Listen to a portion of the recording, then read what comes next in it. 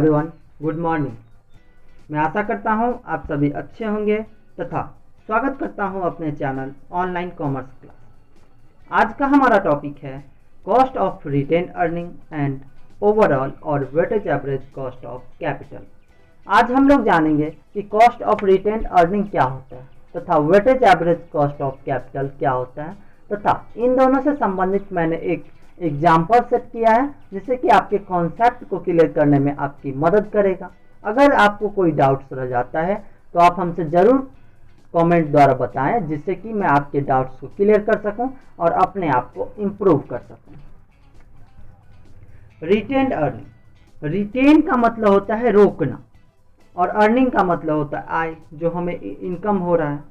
तो ऐसा इनकम जिसे कि हम क्या करते हैं अपनी कंपनी में रोक के रख लेते हैं, उसे शेयर होल्डर्स के बीच में डिस्ट्रीब्यूट नहीं करते हैं, तो वो हमारा क्या कहलाता है? रिटेन्ड अर्निंग कहलाता है। Retained earning are very important origin of finance. Retained earning जो होता है वो बहुत ही महत्वपूर्ण ओरिजिन होता है फाइनेंस का, जहाँ से क्या करते हैं हम अपनी फाइनेंसिंग की ज़रूरतों को पूरा करते हैं। It is a part of firms earning. और क्या होता है? ये फर्म अर्निंग का पार्ट होता है which are not dispense to equity share holder, जो कि इक्विटी शेयर होल्डर्स के बीच में बांटा नहीं जाता है। मैंने पहले भी बताया था कि रिटेन्ड अर्निंग वैसा अर्निंग होता है जो कि क्या होता है इक्विटी शेयर होल्डर्स के बीच में या शेयर होल्डर्स के बीच में नहीं बांटकर अपने पास रोक के रख लिया जाता है ताकि भविष्य में आने वाली फाइनेंसिंग की जरूरतों को पूरा किया जा सके। It is different from other source like डेब्ट।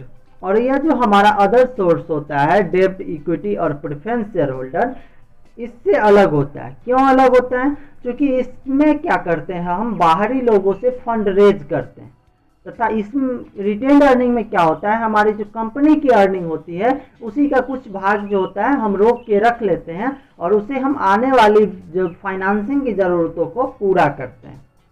Cost of retained earning is same as the cost of equivalent fully subscribed issue of additional share.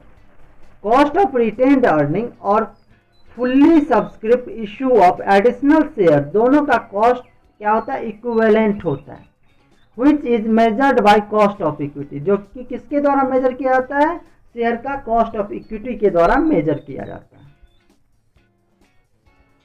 अब है हमारा formula of cost of retained earning. अब देखते हैं कि फॉर्मूला में क्या है। फॉर्मूला है हमारा K R equal to K into 1 minus T into 1 minus B. इसके सारे टर्म्स मैंने नीचे डिस्क्राइब कर दिए हैं जिससे कि आपको कोई परेशानी नहीं है। चलिए, पहला है हमारा K R, cost of retained earning. जो हमारा रिटेन्ड अर्निंग होता है उसका कॉस्ट कैलकुलेट करना है। उसके इक्वल टू में क्या है? K equal to cost of equity. जो हमारा cost of equity share equity पर का जो कॉस्ट है उसे लेंगे। टी इक्वल टू होता है टैक्स रेट और बी इक्वल टू होता है ब्रोकरेज। तो इन सारों चीज़ों को क्वेश्चन से उठा के अगर हम फॉर्मूला में पुट करते हैं या अगर आप किसी कंपनी का भी कॉस्ट इवेलुएट करते हैं रिटेन्ड अर्निंग का, तो वहाँ जितने भी कॉस्ट ऑफ इक्विटी आएंगे या जो टैक्स रेट ब्रोकरेज होगा कंपनी का, उसको हम क्या करेंगे? उसको जमा करेंगे, उसको कलेक्ट करेंगे और उसके बाद इस फॉर्मूला पे पुट करेंगे तो हमारा कॉस्ट ऑफ रिटेन अर्निंग आ सकता है। चलिए, अब मैंने एक एग्जांपल लिया जिससे कि आपका कॉन्सेप्ट जो है वो और क्लियर हो सके। देखिए, A limited returns 1 lakh out of इस करंट अर्निंग। ए लिमिटेड जो है वो 1 लाख रुपया रिटेन करती है। कहाँ से? उसके पूरा जो ओवरऑल अर्निंग है उसमें से। The expected rate of return to the share holder, और शेयर होल्डर का जो एक्सपेक्टेड रिटर्न है if they have invested fund elsewhere, तो वो कितना है? 12%। The brokerage is 5% and share holders comes into 20% tax rate. Share holders कितना percent tax rate में आते हैं? 20%। तो अब यहाँ देखने वाली बात है कि हमारा जो के ई मतलब कि कॉस्ट ऑफ इक्विटी आ रहा है वो कितना आ रहा है? 12% आ रहा है। उसके बाद हम लेंगे कि हमारा जो B small B equal to brokerage है वो 5% आ रहा है। इस 5% को अगर हम पॉइंट में डिवाइड करेंगे तो ये आ जाएगा हमारा 0.05। अब हमारा आ रहा है क्या, tax rate. Tax rate equal to हमारा हो गया 20%। 20% हमारा जो टैक्स रेट हो गया, इसको अगर हम पॉइंट में डालेंगे तो यह हो जाएगा 0.20। अब हमारा सारा डेटा हमारे सामने है, तो अब हम क्या करेंगे, इसको फॉर्मूले में पुट कर देंगे।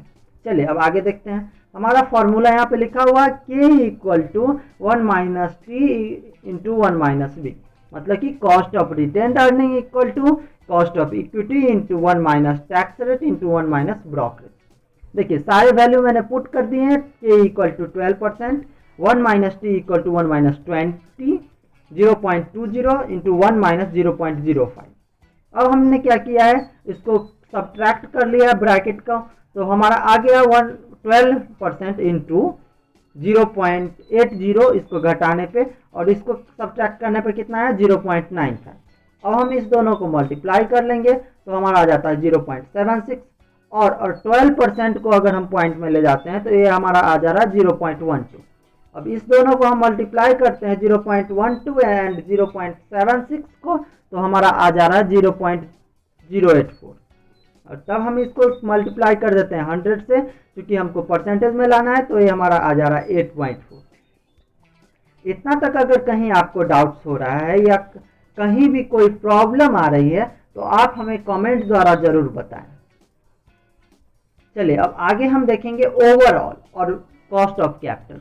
ओवरऑल कॉस्ट ऑफ कैपिटल मतलब कि कंपनी की जो सारे सोर्सेस से जो आ रही है पैसे, उसका जो कॉस्ट आ रहा है वो क्या आ रहा है। चलिए बारी बारी से देखते हैं। It is called as weightage average cost of capital and composite cost of capital. Overall cost of capital को हम दो और नामों से जानते हैं, weightage average cost of capital और composite cost of capital. Weightage average cost of capital is expected average future cost of fund over the long period found by weighting the cost of each specific type of capital by its proportion in firm structure।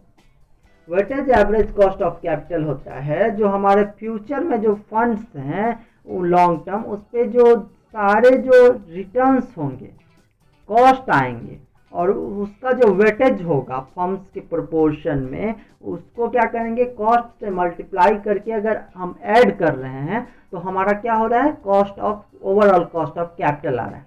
जैसे कि मान लीजिए अब यहाँ पे एक term आपको use आया है वेटेज। क्या आया है, वेटेज।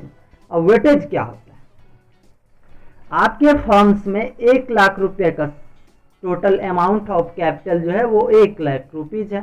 तो यहाँ पर हम क्या करें, 1 लाख रुपीज में जो हमारा इक्विटी है वो 20,000 है, प्रेफरेंस शेयर है 20,000, डेब्ट है हमारा 40,000 और हमारा रिटेन्ड अर्निंग है 20,000। तो ये जितना भाग है, जितना पार्ट का है कॉस्ट ऑफ इक्विटी, उतना हमारा क्या हो जाएगा, वेटेज हो जाएगा उसका, क्या हमारे कैपिटल स्ट्रक्चर। और उसको क्या करेंगे हम, अगर वेटेज को अगर हम मल्टीप्लाई कर देंगे cost of each specific source को हर एक के वेटेज से, और उसको हम क्या कर लेंगे लास्ट में ऐड कर लेंगे, तो हमारा क्या हो जाएगा, आ जाएगा ओवरऑल कॉस्ट ऑफ कैपिटल। चलिए आगे फॉर्मूला है उससे देखते हैं। देखिए फॉर्मूला कॉस्ट ऑफ कैपिटल का जो फॉर्मूला है उसमें जो स्टेप्स आते हैं वो पहले देख लेते हैं। इस स्टेप में है cost of each specific source of capital. Sorry, हमारा जो सभी सोर्स हैं, जितने भी सोर्स हैं कैपिटल के, उसको पहले क्या करेंगे, कैलकुलेट करेंगे। कितने सोर्स हैं, मेनली 4 सोर्स हैं। पहला क्या है, डेब्ट, preference share, equity share, retained earning. इन चारों को कैलकुलेट कर लेंगे। Assign weightage of each specific source, जैसे कि मैंने बताया था 1 लाख में 20,000 है, तो ये कितना परसेंटेज असाइन करता है, तो उसको क्या करेंगे, डिटरमाइन कर लेंगे। उसके बाद क्या करेंगे, multiply each specific source by corresponding weightage.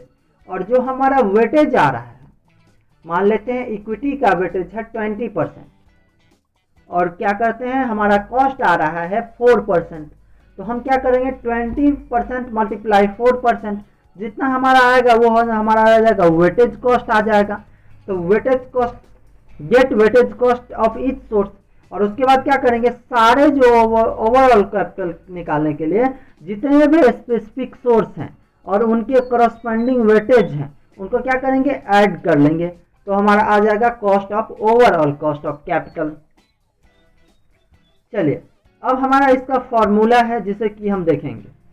Formula में आप देखिए यहाँ पर आपको दिख रहा है KO cost of overall capital equal to KD। KD का मतलब यहाँ पे होता है कॉस्ट ऑफ डेब्ट और WD का मतलब होता है वेटेज ऑफ डेब्ट।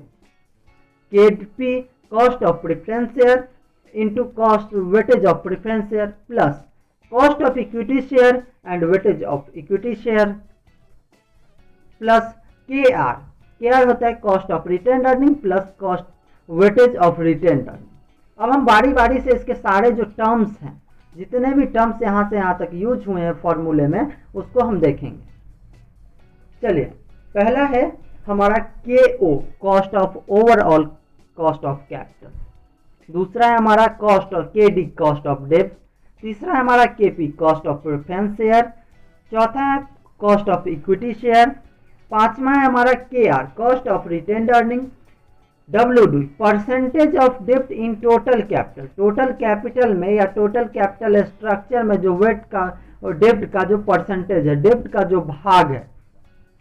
आगे है WP percentage of preference share to total capital, total capital में जितना पार्ट्स है किसका, प्रेफरेंस शेयर का। WE percentage of equity to total capital, total capital में जितना भाग परसेंटेज है किसका, इक्विटी का।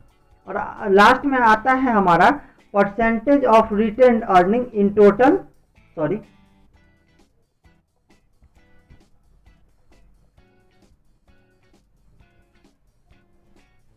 दिखाना चाह रहा था, percentage of retained earning WR का मतलब होता है।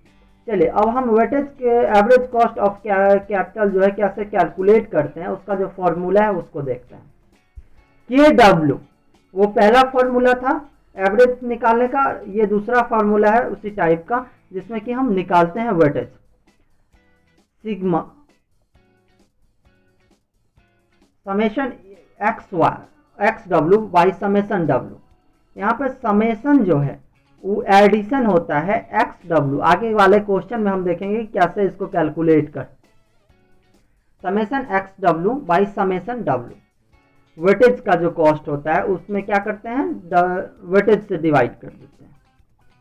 यहाँ पे हर एक जो टर्म आया है इसमें वो देखिए, KW weightage average cost of capital होता है, दूसरा टर्म है हमारा X cost of specific source of finance, तीसरा है हमारा weightage proportion of specific source of finance, हर एक सोर्स का जो प्रपोर्शन होता है वो फाइनली जो प्रपोर्शन का जो टोटल आता है वो आता है कितना, हमारा 1 आता है।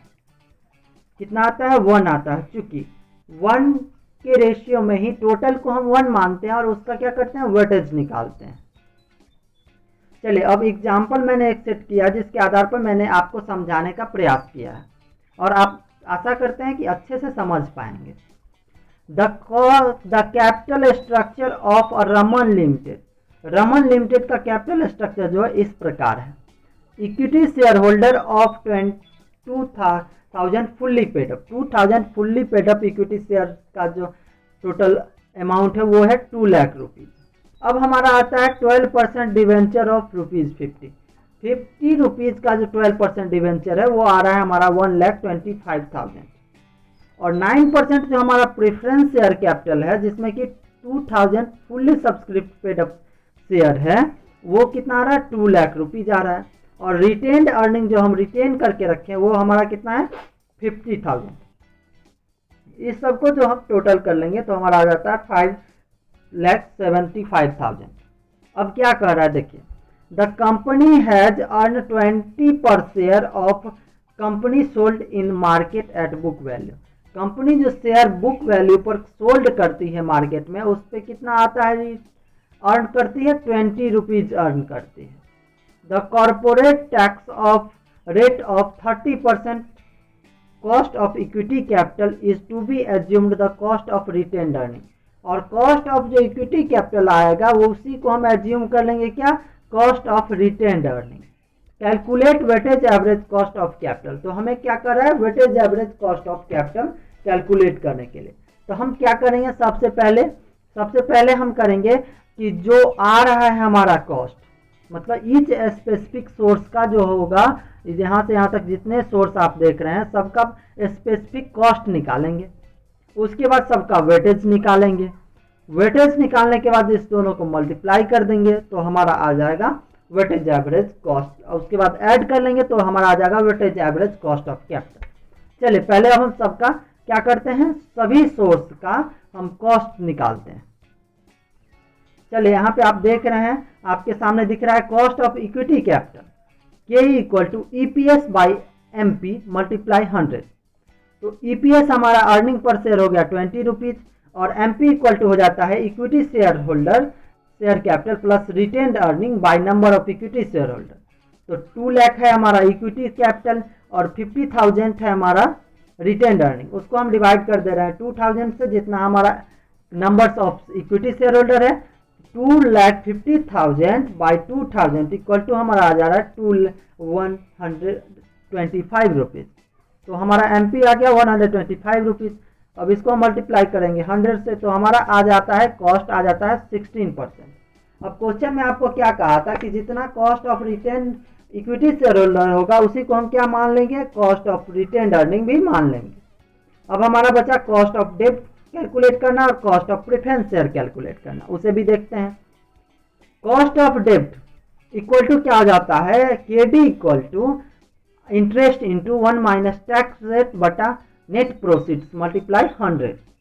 अब हम इसको देखेंगे कि हमारा केडी 12% प्रेफरेंस डिवेंचर था, उसको क्या टैक्स रेट था 0.30%, तो 0.031 माइनस करेंगे बाई 50। नेट प्रोसीड्स था 50 रुपीज़ का डिवेंचर था, उसको मल्टीप्लाई कर दे 100 से, तो हमारा हो गया 12 मल्टीप्लाई 0.70 बाई 50 मल्टीप्लाई 100। तो 50 से 100 कट जाएगा तो 2 आ जाता है हमारा, 12 मल्टीप्लाई 0.7 मल्टीप्लाई 2 इक्वल टू हमारा आ जा रहा है 16.8%। दूसरा है हमारा कॉस्ट ऑफ प्रेफरेंस शेयर। अब हम प्रेफरेंस शेयर का कॉस्ट निकालेंगे, तो कॉस्ट ऑफ प्रेफरेंस शेयर में हमारा आ जाता है KP equal to dividend per share by net profit multiply 100। तो डिविडेंड आ रहा है हमारा 9 रुपीज़, चूँकि 9% प्रेफरेंस शेयर है और एट पार पर इशू कर रहे हैं। शेयर का प्राइस है हमारा 100 रुपीज़ और इसको हम मल्टीप्लाई कर दे रहे हैं 100 से, तो हमारा आ जा रहा है 9% जो कि प्रेफरेंस शेयर का कॉस्ट है। अब हमने तीनों का कॉस्ट निकाल लिया है। एक का कॉस्ट हमारा आया था 16% चारों सोर्स का, एक का हमारा आया 16%, दूसरा का एज्यूम करना था 16% और तीसरा का हमारा आ गया फिर 16% और चौथा का आ गया 9%। अब हम वेटेज निकालेंगे। वेटेज कैसे कैलकुलेट करेंगे, इक्विटी शेयर कैपिटल का टोटल अमाउंट जो है उसको ऊपर में रखेंगे और उसको डिवाइड कर देंगे total amount of capital structure. Capital structure का टोटल कैपिटल का अमाउंट होगा, तो ये आ जा रहा है हमारा 0.35। 12% डिवेंचर, 12% डिवेंचर का अमाउंट है हमारा 1,25,000 और उसको हम डिवाइड कर दे रहे हैं 5,75,000 से, तो हमारा आ जा रहा है 0.22। अब हमारा 9% प्रेफरेंस शेयर कैपिटल है जिसका अमाउंट है हमारा 2 लाख रुपीज़ और उसको हम डिवाइड कर रहे हैं 5,75,000 से, तो ये हमारा आ जा रहा है 0.35। तब हमारा रिटेन्ड अर्निंग का अमाउंट है हमारा 50,000 और उसको हम डिवाइड कर दे रहे हैं फिर 5,75,000 से, ये हमारा आ रहा है 0.08। आप इसको कैलकुलेट करेंगे, मैंने कुछ पॉइंट्स वाला जो 0 पॉइंट एबव था उसको अप्रोक्सीमेट किया है। चलिए अब हम एक डायग्राम बनाए हैं जिसके आधार पे आपको बताने का प्रयास किए हैं। इक्विटी सोर्स, पहले ये डायग्राम आप भी बना लेंगे कॉपी पे अच्छे से, और जिसमें कि पहला हम देंगे सोर्स, दूसरा देंगे अमाउंट, कितना सोर्स का अमाउंट कितना है, तीसरा वेटेज निकाल के इसमें डालेंगे, चौथा कॉस्ट निकालेंगे। क्या स्टेप्स में आपने देखा था कि वेटेज को अगर मल्टीप्लाई कर दे रहे हैं हम कॉस्ट से तो वेटेज कॉस्ट आ रहा है और उसको ऐड कर ले रहे हैं तो हमारा आ जा रहा है टोटल वेटेज कॉस्ट। आप ध्यान से देखिए इक्विटी शेयर होल्डर्स का अमाउंट है 2 लाख रुपीज और उसका वेटेज है 0.35 और इसका है 16%। इसको हम मल्टीप्लाई कर रहे हैं तो हमारा आ जा रहा है 5.6%। डिवेंचर का हमारा वेटेज है 1,25,000, इसको हम मल्टीप्लाई कर दे रहे हैं, इसका वेटेज हमारा आ रहा है 0.22 और इसको मल्टीप्लाई कर रहे हैं 16.8 से जो हमारा कॉस्ट आया तो हमारा आ जा रहा है 3.7%।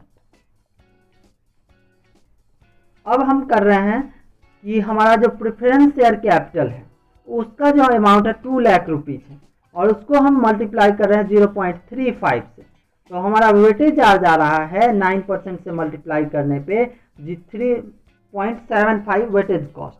रिटेन्ड अर्निंग का अमाउंट है 50,000, वेटेज आया 0.08 और हम इसको मल्टीप्लाई कर देना है कॉस्ट से तो हमारा आ जा रहा है वेटेज कॉस्ट 1.25।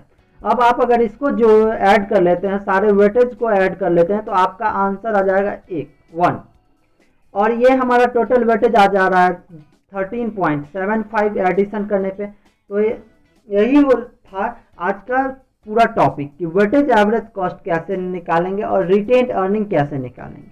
आपने पीछे एक फॉर्मूला देखा था कि total of weightage summation of weightage average cost divided by summation of weightage, तो समेशन ऑफ वेटेज आया हमारा 1 और वेटेज एवरेज कॉस्ट आया 13.75। अब इसको अगर फॉर्मूला पे हम पुट करना चाहें तो हमारा आ जाएगा 13.73 और बाय में आ जाएगा 1 इक्वल टू 13.73 हमारा आंसर आ जाएगा। Thanks for watching our video. अगर वीडियो अच्छा लगा हो तो लाइक करें, शेयर करें अपने दोस्तों के साथ जिससे कि उनका भी फायदा हो सके और अगर कोई डाउट्स रह जाए तो हमें कमेंट द्वारा जरूर बताएं जिससे कि मैं आपके डाउट्स को क्लियर कर सकूं और अपने आप को इम्प्रूव कर सकूं। बहुत बहुत धन्यवाद।